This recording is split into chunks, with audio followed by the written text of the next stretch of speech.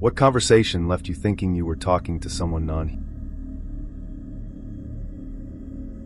There was a young woman, about my age at that time, early 20s, sitting alone in a nearly empty coffee shop. She had this way about her, quiet yet heavy, as if she were trying to hold back the weight of the world, and maybe tears too. It wasn't the kind of crying you want people to see either. It was the kind you hope stays invisible, buried behind polite smiles and the steam from a coffee cup. But I saw it. Maybe because I was sitting there in the same weight, the same quiet. After a few minutes of watching her, I stood up and walked over. It wasn't something I'd usually do, but something about her drew me in. Maybe I recognized my own reflection in her sadness. I asked if I could sit with her, my voice barely louder than the murmur of the shop. She looked up, startled, and then nodded.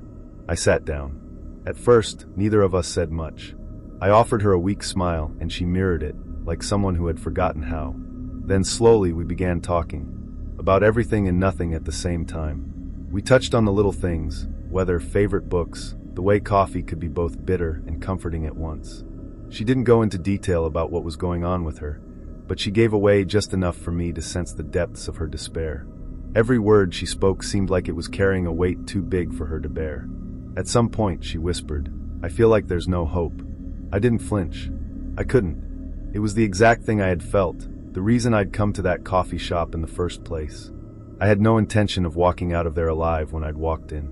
But her words sparked something in me, like a match striking against stone. I didn't know why, but I suddenly wanted to help her. I thought maybe if I could just convince her to hold on, I could find some reason to hold on too. I told her not to give up. I spoke gently but firmly, like I was trying to anchor her to the moment. I told her life could be unbearable sometimes, but it wasn't permanent. That pain ebbs and flows, and sometimes you just have to wait it out, one breath at a time. I shared ideas, threw out little sparks of hope as if scattering them might light something inside her.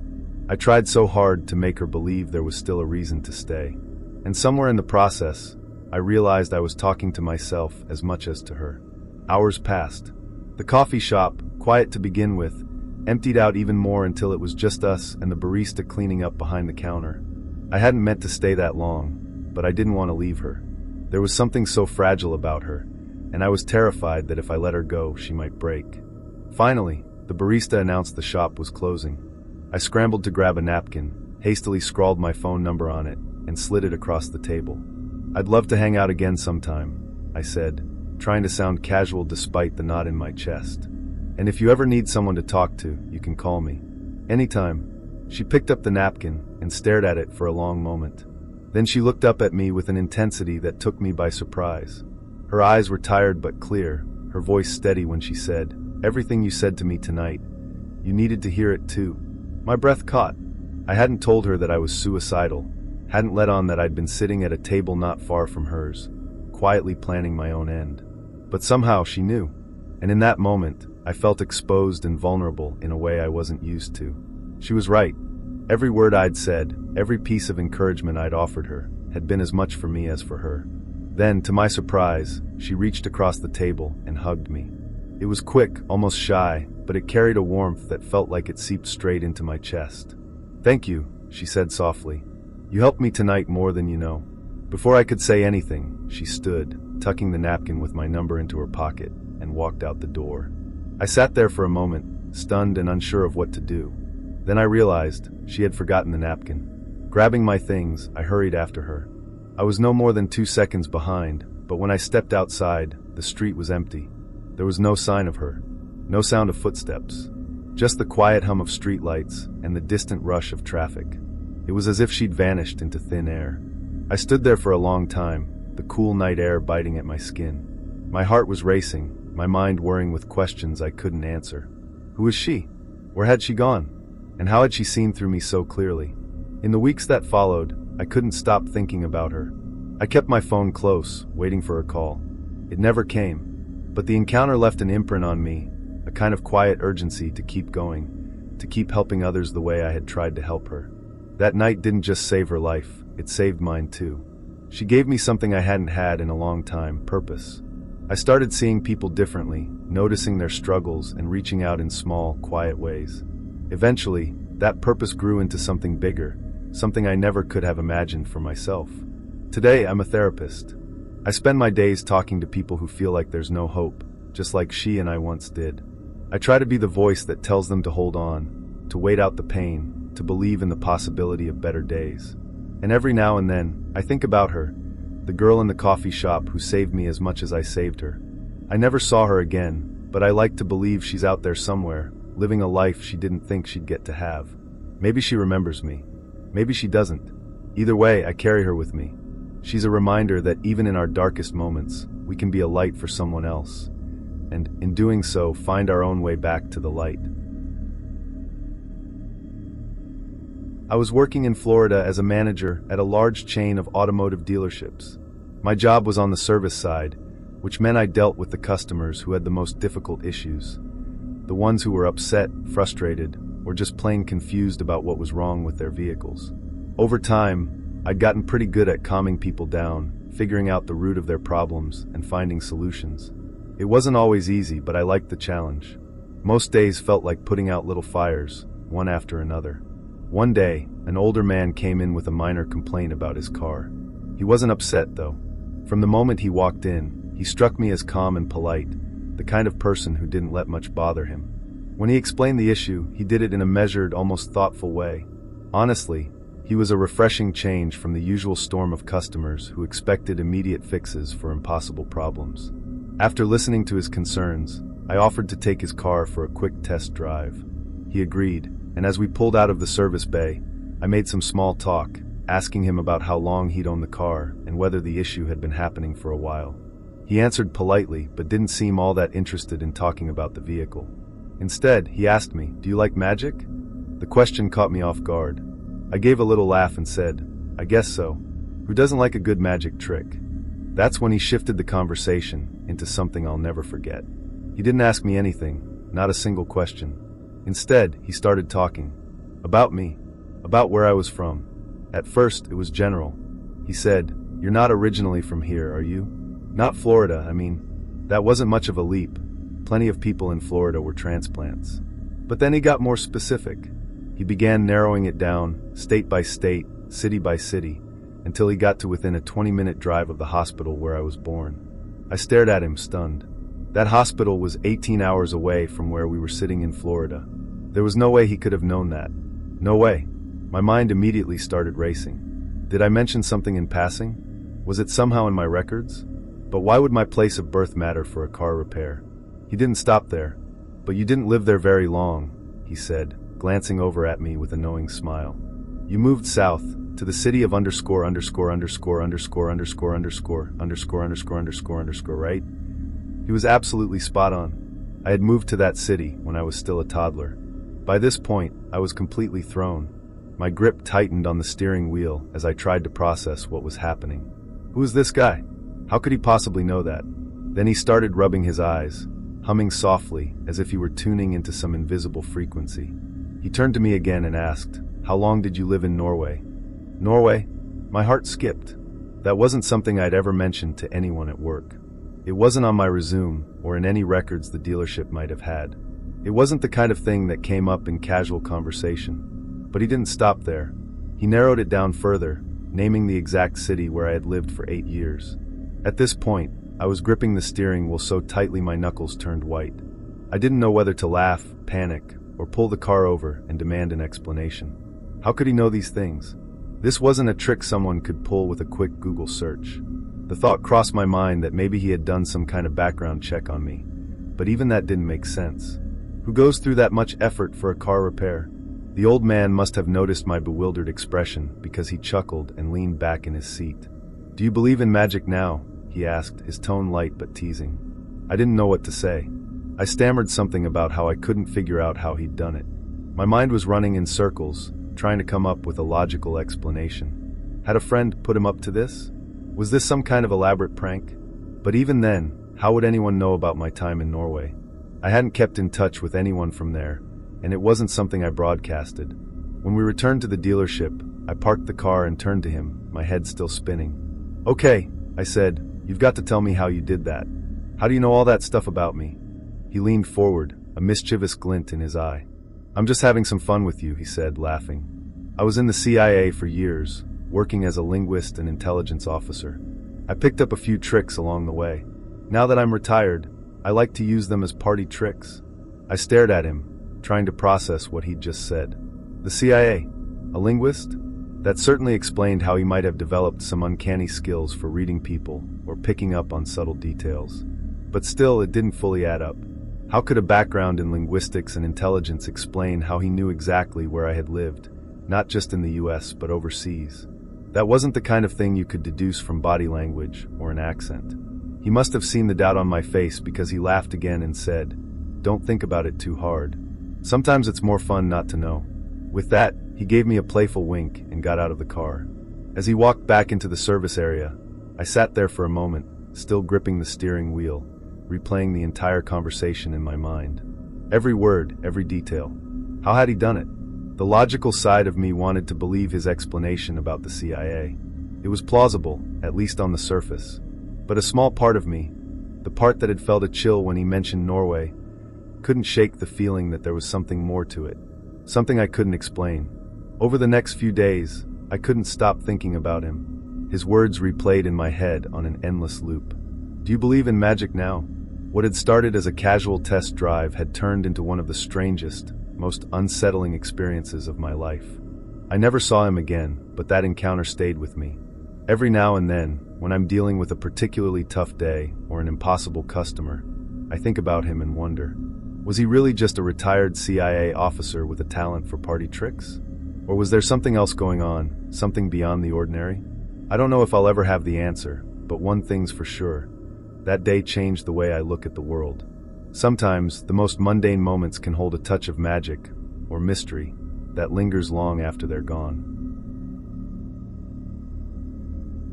One winter evening, I didn't leave work until almost 7 p.m. It had been one of those days that drag on forever, the kind where every hour feels like 3, and by the time I finally clocked out, I just wanted to get home as quickly as possible.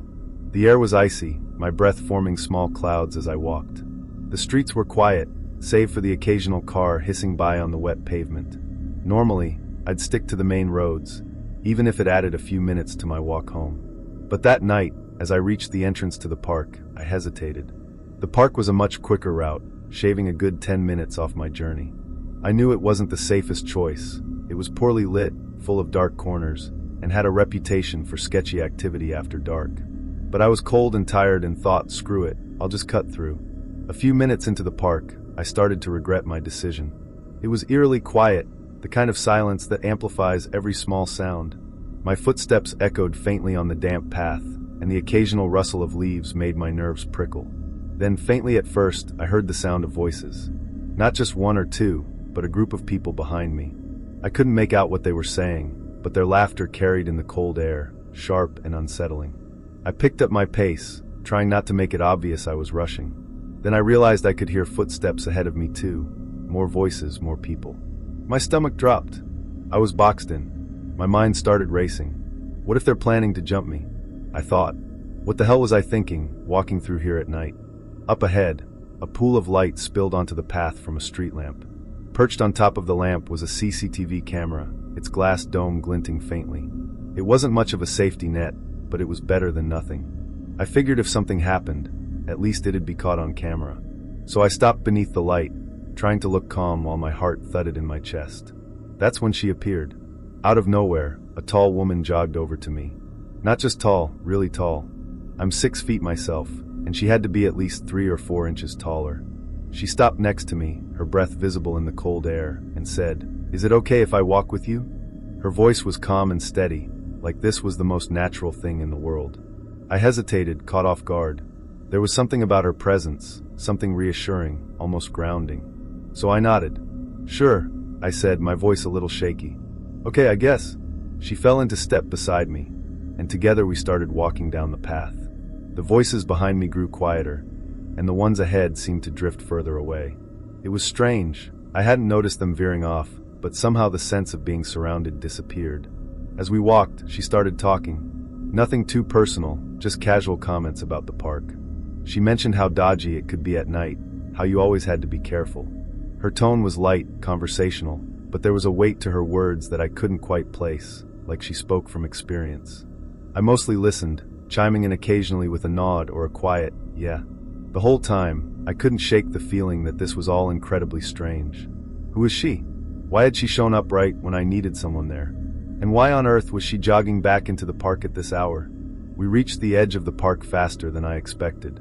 The glow of streetlights from the main road ahead felt like a small victory, like I'd made it to safety. As we stepped onto the pavement, she stopped and turned to me. "Have a good night," she said with a small smile. Then, before I could say anything, she turned and jogged back into the darkness of the park. I stood there for a moment, watching her silhouette disappear into the shadows. My mind was a jumble of confusion and gratitude. Who was she? Why had she decided to walk with me? And why had she gone back into the park, as if she had nothing to fear? Over the next few days, I couldn't stop thinking about her. I kept replaying the moment she jogged up to me, her calm voice asking to walk with me. It felt surreal, like something out of a movie. The more I thought about it, the stranger it seemed. Why hadn't I seen her coming? The park was wide open, and I'd been glancing around nervously the whole time. Yet she'd appeared out of nowhere, as if summoned by my fear. For the next year, I walked through that park almost every day, both in the morning on my way to work and in the evening on my way home. During the day, it felt completely different, quiet and peaceful, with joggers and dog walkers passing by. At night, though, it still held that uneasy edge, the kind that makes your heart beat just a little faster. But no matter how many times I walked that route, I never saw her again. Sometimes I'd pause under the same street lamp where we'd met, glancing around as if she might appear again. Part of me wanted to thank her, to tell her how much it had meant to me that she showed up when she did. I was certain I would have been mugged, or worse, if she hadn't been there that night. Her presence had been like a shield, warding off whatever danger had been closing in. Other times, I'd wonder if she'd even been real. The way she'd shown up and vanished so suddenly, it felt almost too perfect, too well-timed. Like something out of a story, not real life. Maybe she was just an ordinary person, someone who happened to be in the right place at the right time. Or maybe she was something more, a guardian angel, a cosmic coincidence, who knows? I was in my 20s, traveling through Italy with nothing but a backpack and a head full of dreams. I wasn't rich, far from it, but I didn't care.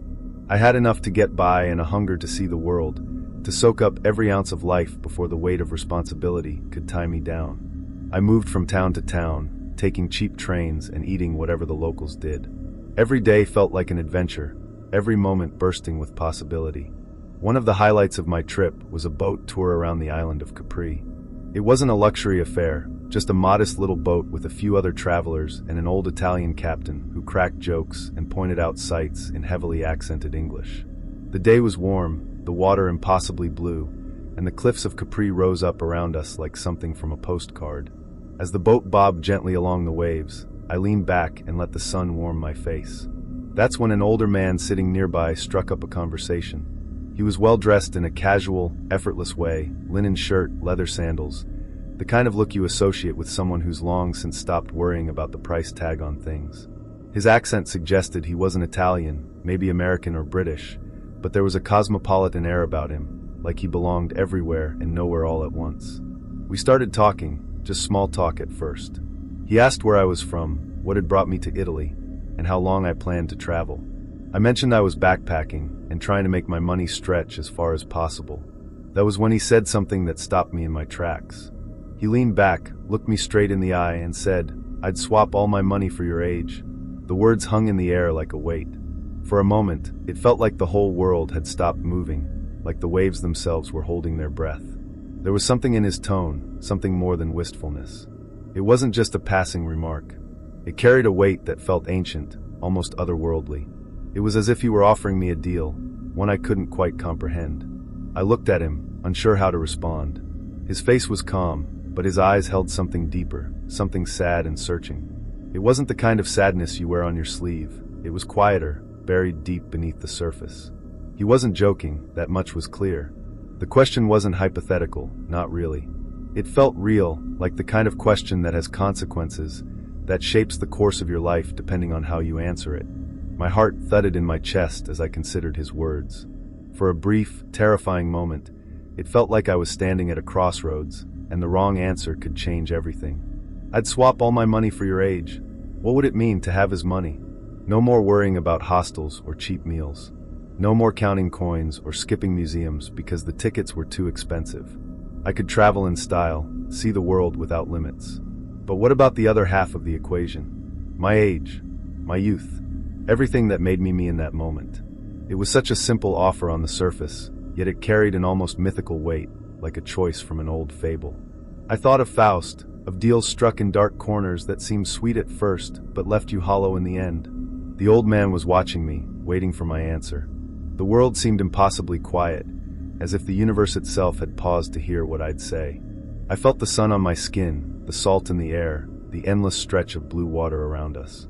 I thought of all the places I still wanted to see, the people I hadn't yet met, the dreams I hadn't even dared to dream. The weight of his words pressed down on me, and yet, deep in my gut, the answer came clear and strong. No, I said.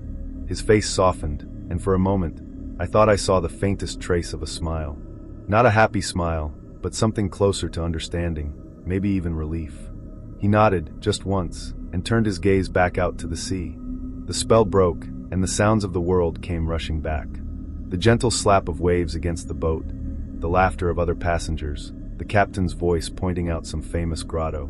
I let out a breath I hadn't realized I'd been holding and leaned back against the railing. The man didn't say much else for the rest of the trip. When we docked back at the marina, he gave me a small nod as he stepped off the boat, disappearing into the crowd without another word. I never saw him again, but his words stayed with me. They echoed in my mind as I wandered the streets of Capri, as I boarded the ferry back to the mainland, as I continued my journey through Italy and beyond. I'd swap all my money for your age. It wasn't until years later that I fully understood the weight of what he'd said. At the time, it had felt ominous, almost foreboding. But now, with decades behind me, I see it for what it was, a truth wrapped in a question. He wasn't offering me a trade, he was offering me a perspective. Youth is something you don't fully appreciate until it's gone. At 20, I had thought I was broke, struggling, barely getting by. But I had something he didn't: time. Endless, unshaped, golden time stretching out in front of me. Time to make mistakes, to learn, to grow, to live.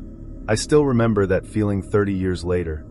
The feeling of standing at a crossroads, of holding the weight of a decision I didn't fully understand but somehow knew was important. That moment became a touchstone, a reminder to value what I have while I have it.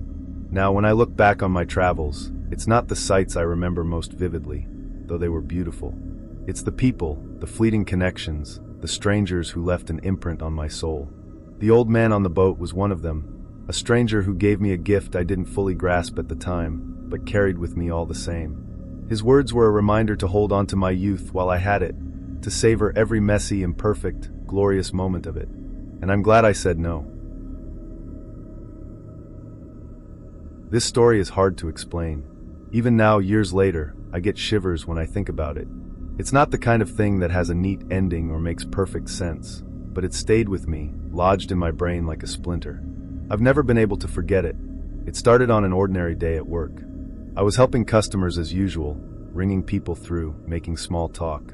Nothing out of the ordinary. That's when he came in. At first glance, there was nothing remarkable about him. He was handsome, sure, but in a completely normal way. The kind of guy you'd see in an ad for a mortgage company, or sitting at the head of the table in some corporate meeting. He was neatly dressed, but not flashy. His demeanor was friendly, in that bland, polite way strangers sometimes are. He didn't say anything strange, or do anything unusual.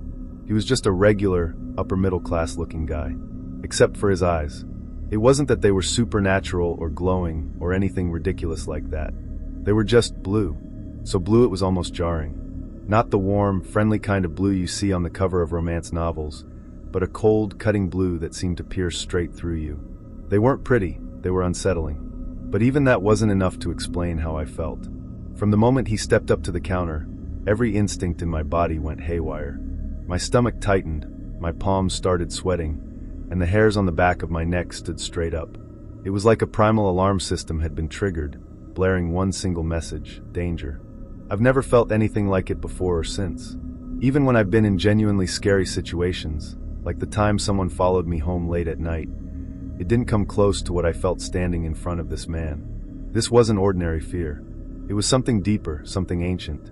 My body reacted before my mind could even begin to process why. All I knew was that I wanted to get away from him as quickly as possible. I wanted to hide, but I couldn't. I had to serve him. He smiled at me as I rang him through, polite and pleasant. There was nothing outwardly wrong with him, no reason for me to feel the way I did. But the smile only made it worse.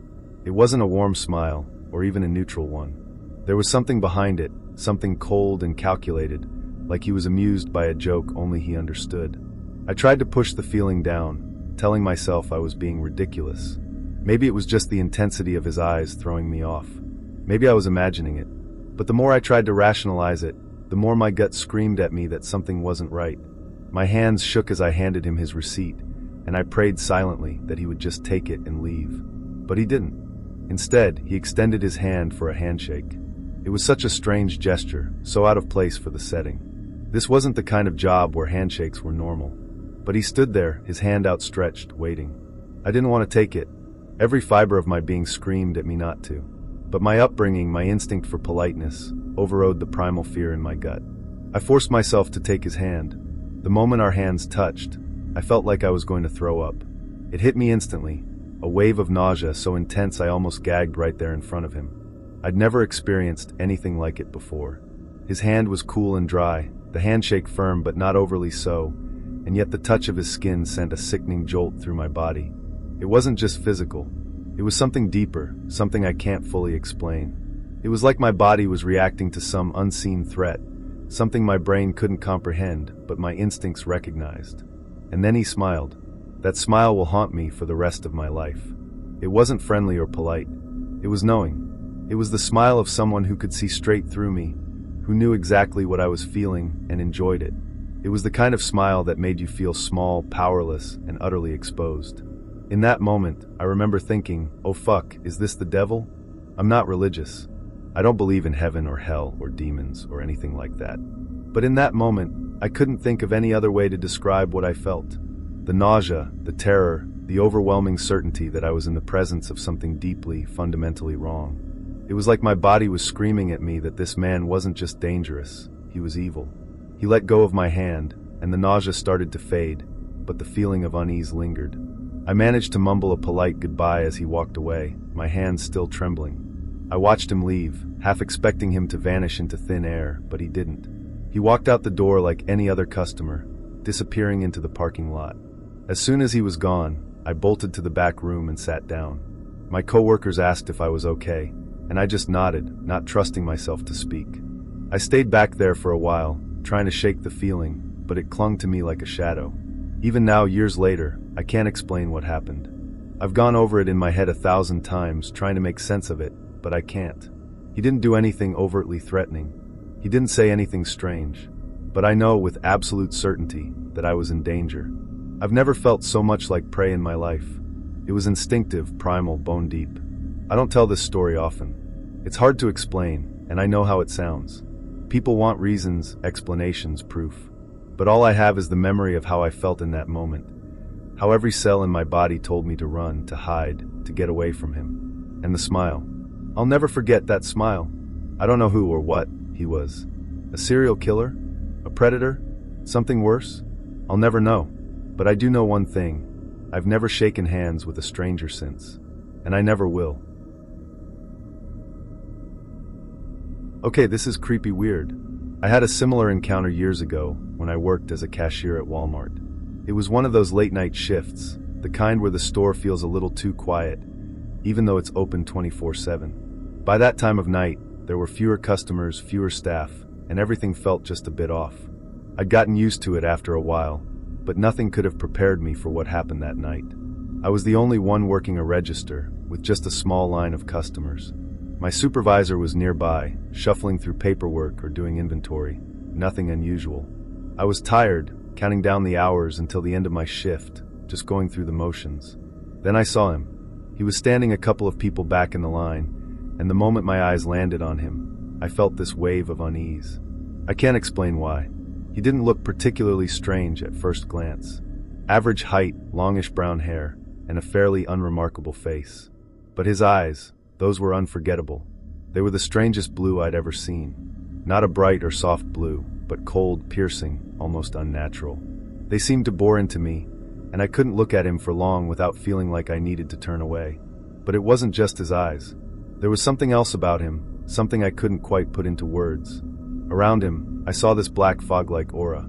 I've never seen auras before, not before that night or since. But there it was, a shadowy haze clinging to him, like he was surrounded by darkness that wasn't really there.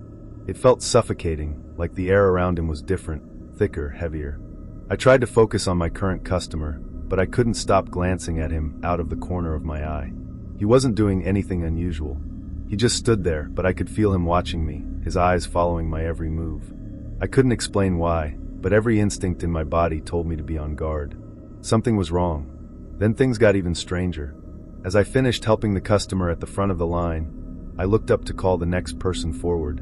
But instead of seeing the person I'd expected, the next customer in line, it was him. Somehow, he'd gone from third or fourth in line to standing directly in front of me. I blinked, trying to make sense of it. Where had the others gone? The line was gone completely, the area eerily empty. My supervisor, who'd been nearby just moments before, was nowhere to be seen. The store was suddenly so quiet, unnaturally so.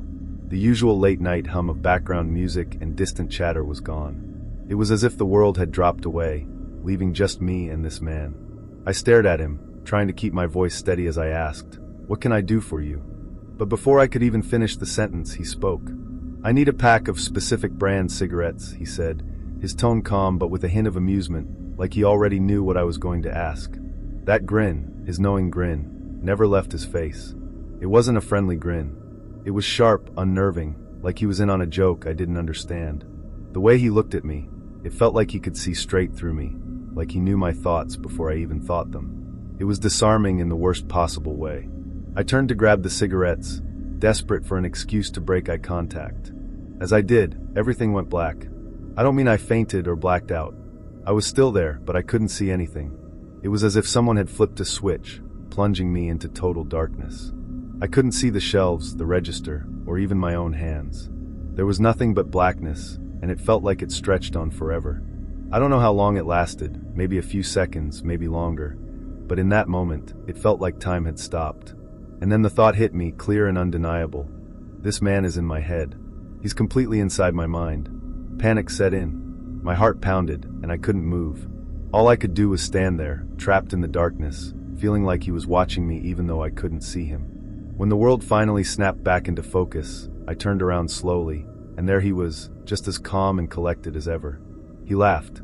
It wasn't a hearty laugh, or even a sinister one. It was soft, almost casual, but there was something deeply unsettling about it. It felt like he knew exactly what I'd just experienced, and found it amusing. He looked me in the eye one last time, his gaze piercing and cold, and then he turned and walked away. The moment he was gone, the world seemed to reset. The line was back, customers chatting and shuffling impatiently. My supervisor was back in her spot, flipping through a clipboard like she'd been there the whole time. The normal sounds of the store returned, as if nothing had happened. But I knew better. Something had happened. I finished my shift in a daze, unable to shake the feeling of his presence. When I got home, I was still rattled. I tried to brush it off as just a weird encounter, maybe my imagination playing tricks on me. But that night, I had nightmares. Vivid, relentless dreams of his blue eyes following me everywhere, his voice whispering that he was always watching. I woke up in a cold sweat, my heart racing. The nightmares continued every night for a week. And it wasn't just the dreams. Strange things started happening. Lights flickered in my apartment. Electronics would turn on and off by themselves, and I'd hear faint whispers when no one else was around. I couldn't make sense of it, but I felt like he'd left some kind of mark on me, like his presence had followed me home. Then, as suddenly as it started, it stopped. The nightmares faded, and the strange occurrences ceased. I went back to work, back to my routine, but I was never the same. The encounter left a scar, invisible but deep. I was driving home, just minding my own business, when I saw a guy on the side of the road fiddling with his bike. From the distance, I could see the chain had jumped off the gears. I know a bit about bike maintenance, not an expert, but enough to help out in a pinch. Lately, I'd been feeling guilty about all the times I'd driven past people stranded on the road, telling myself, someone else will stop. So this time, I decided to be the someone. I pulled over, got out of my car, and walked up to him. It was immediately obvious that this guy was not in a great state of mind. He was jittery, talking fast, his eyes darting around in that way that people on uppers do. But he wasn't aggressive or angry. If anything, he was overly polite, thanking me profusely before I'd even done anything. I knelt down to look at his bike and realized it wasn't just a simple case of the chain popping off the gears. The chain was twisted and tangled deep into the wheel, the kind of mess that would need tools to fix properly. I explained this to him, and he nodded enthusiastically, like I'd just told him the secret to the universe. "Man, thank you," he said, his words spilling out in a jumble. "Thank you so much, seriously. I don't know what I'd do if you hadn't stopped. I'd probably just leave it here and walk." I told him my place was just down the block, and we could head there to grab the tools I'd need. He agreed, and we started walking. That's when the tweaked-out rambling began. If you've ever talked to someone high on uppers, you know what I mean. It wasn't just high energy, it was this continuous stream of disjointed, heavy, emotional topics. He started telling me about his wife, how she was in jail right now. Then he shifted to his daughter, who's hearing impaired, and how he's so grateful they just got her state-of-the-art hearing implants. He even mentioned there was a video about it on YouTube that I could watch if I wanted. Then he pivoted to his drug use, admitting that he was planning to check himself into rehab next week because he'd been struggling to hold down his plumbing jobs while using. He talked nonstop as we walked, and the subjects were so personal and raw that I didn't know what to say. So I just listened. It wasn't like he gave me much room to chime in anyway. He was clearly someone who had a lot on his mind, and the drugs had unlocked the floodgates. At times, his stories were so intense I had to remind myself not to judge.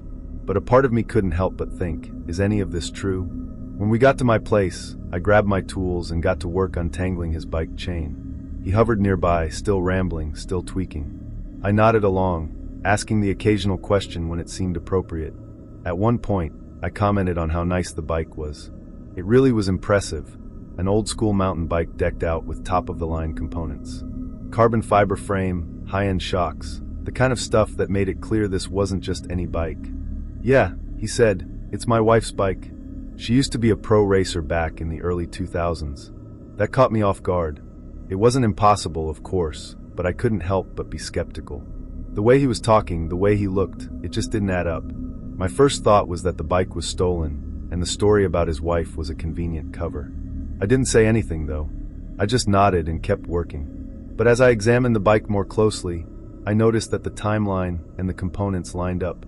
It could be from the early 2000s, and it could have been owned by someone serious about racing. Still, I filed it away as an interesting, but probably fictional detail. Tweaked-out people often spin elaborate stories to deflect suspicion, and I figured this was just more of the same. Eventually, I got the bike fixed. The chain was back on, the wheels spun smoothly, and it was good to go. He was overjoyed, thanking me again and again as he hopped on the bike. "You're a lifesaver, man," he said. "Really, thank you." I wished him well and watched as he rode off into the sunset, literally. He pedaled away down the street, his silhouette shrinking into the orange glow of the horizon. It was one of those moments where I felt a strange mix of satisfaction and unease. I was glad I'd stopped to help, but there was something about the encounter that didn't sit right with me. When I got inside, curiosity got the better of me. I remembered his name. He'd mentioned it a few times during his rambling, and decided to look him up on Facebook. I wasn't expecting to find much, but within a few minutes, I was staring at his profile. And that's when the whole encounter took an even stranger turn. Everything he'd said was true. I found the video of his daughter getting hearing implants. It was exactly as he'd described, a heartwarming moment, with a much healthier version of him smiling in the background. His profile was full of pictures from just a few years ago, showing him looking clean, happy, and completely different from the person I'd met. There were photos of him on plumbing jobs, holding tools and standing next to newly installed sinks, his face full of pride. And then there were pictures of his wife, smiling beside him. A quick search of her name confirmed that she had been a professional mountain bike racer in the early 2000s. Everything he'd told me, every detail that had seemed too bizarre to believe, was true. I sat there for a while, processing it all. It wasn't just that his story checked out. It was the sheer contrast between the man I'd met and the man in those photos. It was like looking at two completely different people. What had happened to him? How had things unraveled so quickly? The answers were probably complicated, tied up in his struggles with addiction and the weight of everything he was carrying. But it was clear that beneath the surface, he was still trying. He was trying to hold on, to fix things, to get back to the version of himself that I'd seen in those photos. I live in a small town, One of those places where everyone knows everyone, or at least recognizes every face. It's not a particularly exciting place, nestled in Central Europe, and the population is pretty homogeneous. Black people are a rare sight here, and in my entire life, I could probably count on one hand the number of times I'd seen someone who stood out like that. That evening, I wasn't in the best headspace. I'd been down for days, stewing over a girl who'd left me feeling like the world had turned gray. You know how it is. Heartache makes even the most mundane routines feel unbearable. That night, I didn't have the energy to cook, so I decided to walk over to the kebab place in town. It was my go-to comfort food, the kind of meal that could distract me for at least a little while. As I walked up to the small kebab stand, I noticed her. She was sitting alone at one of the tables in the pub next door, a slight figure with dark skin and curly hair that framed her face. At first, she caught my attention simply because of her race. It's uncommon enough here that you notice, whether you want to or not. But there was something else, something harder to define. I had lived in this town my entire life, passed by that pub almost every day, and I was certain I had never seen her before. In a place like this, where even newcomers eventually become familiar faces, she stood out. She wasn't eating or drinking anything. She just sat there, perfectly still, like she was waiting for something, or someone. Her posture was calm, almost deliberate, and there was a quiet presence about her that made it impossible not to look her way. I tried not to stare. I stepped into the kebab line and ordered my usual. As I waited for my food, I glanced back toward her table, trying to piece together what it was about her that felt so unusual. That's when she moved. She leaned over the low fence that separated the pub's outdoor seating from the kebab stand. Her movement was fluid, unhurried, and when our eyes met, it was like time slowed down. She held something out to me, a small ice cream bar in its package. "Would you like this?" she asked. Her voice was soft but clear, and there was something in her tone that made it impossible to say no. I nodded, taking the ice cream from her hand. "Thanks," I said, my voice sounding smaller than I intended. She didn't respond right away. Instead, she looked at me for a moment, her gaze steady and unflinching. Then she smiled, just a small, subtle smile, and said, "I love you." The words hung in the air like an echo. It wasn't the kind of casual, "I love you" people throw around. It was calm, deliberate, and startlingly direct. I was so taken aback that I didn't know how to respond. Who was this woman? Why was she saying this to me, a complete stranger? Before I could say anything, the kebab vendor called my name. I turned to grab my food, still holding the ice cream in one hand, my thoughts racing. When I turned back around to look for her, she was gone. Just like that. One moment, she was sitting there, perfectly composed, and the next, she had vanished. The chair she'd been sitting in was empty. There was no sign of her anywhere. I looked around, scanning the street and the pub's entrance, but it was as if she had never been there at all. The town wasn't crowded that night, and I couldn't fathom how she'd disappeared so quickly. My heart was pounding, though I couldn't quite say why. The encounter had lasted less than a minute, but it had left me shaken in a way I couldn't explain. I glanced down at the ice cream in my hand. It was still sealed, the packaging intact. For a moment, I hesitated, wondering if it was safe to eat. But then I shook off the thought. There was no reason to suspect anything was wrong with it. I unwrapped it and took a bite. It was delicious, creamy and sweet, and for some reason, it made me feel lighter, like the weight I'd been carrying all week had lifted just a little. As I walked home with my kebab in hand, the encounter played over and over in my mind. Her face, her voice, the way she'd said, "I love you." It all felt surreal, almost dreamlike. Who was she? Why had she chosen to speak to me, to give me the ice cream? And where had she gone? When I got home, I sat down and tried to make sense of it. The whole thing felt like something out of a movie or a strange story someone tells after a few drinks. But it had happened. I could still taste the ice cream, still hear the quiet certainty in her voice when she spoke those 3 words. For the next few days, I found myself looking for her every time I passed by the pub or walked through town. I scanned every face, every table, hoping to catch another glimpse of her. But she was nowhere to be found. It was as if she'd been a ghost, a fleeting presence who had appeared for one moment and vanished the next. The strangest part of it all was how it made me feel. At first, I was unsettled, replaying the encounter in my mind and trying to make sense of it. But as the days went on, I realized that I felt lighter, less burdened. The sadness I'd been carrying, the heaviness from the girl who had broken my heart, didn't feel as overwhelming anymore. There was something about that brief, bizarre moment that had shifted something inside me. I still don't know who she was. Maybe she was just a passing stranger, someone with a kind heart and a quirky way of expressing it. Or maybe there was something more to it, something I'll never fully understand. All I know is that I'll never forget her. The woman with the calm voice, the small smile, and the ice cream that somehow made everything feel a little better. In a small town where life rarely strays from the ordinary, she was a mystery, a moment of inexplicable magic. And even though I'll probably never see her again, I'm grateful for that strange, fleeting encounter. It reminded me that sometimes, even in the most unexpected places, the universe has a way of surprising you.